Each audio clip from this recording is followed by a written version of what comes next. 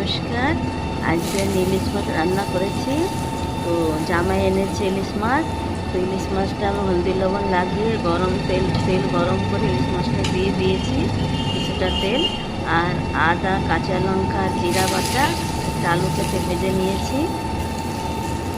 তো ইলিশ মাছ বেশি ধুতে নাই বলে এক দুবার ধুতে হয়। তো আমি ইলিশ মাছটা নল চালু করে রেখেছিলাম, তাহলে এটা রাগ করলো, এত ধোবে না, একইবার ধোবে ইলিশ মাছ।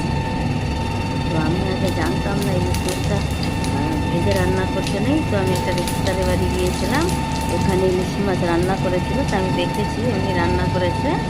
তো ওখান থেকে শিখে এসেছি আমি কাঁচা রান্না করতে। আর ইলিশ মাছের কাঁচা লঙ্কা জিরা আর আদা বাটা এত কিছু দিতে হয়, হলদি লবণ আর লঙ্কার গুঁড়ি দিয়ে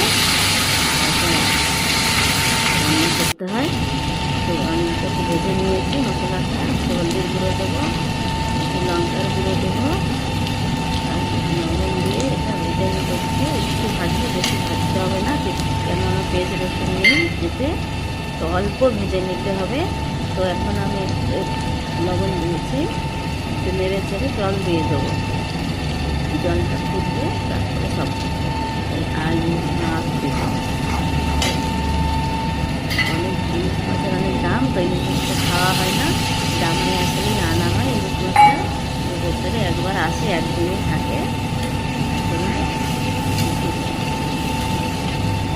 মানে কি অতদিন ম্যারেজ, অত বছর ম্যারেজ হয় নাই, 3-4 বছর হয়েছে। এখন জলটা ফুটে গেছে, আলু দিয়ে দিয়েছি, মাছটা দিয়ে দেবো,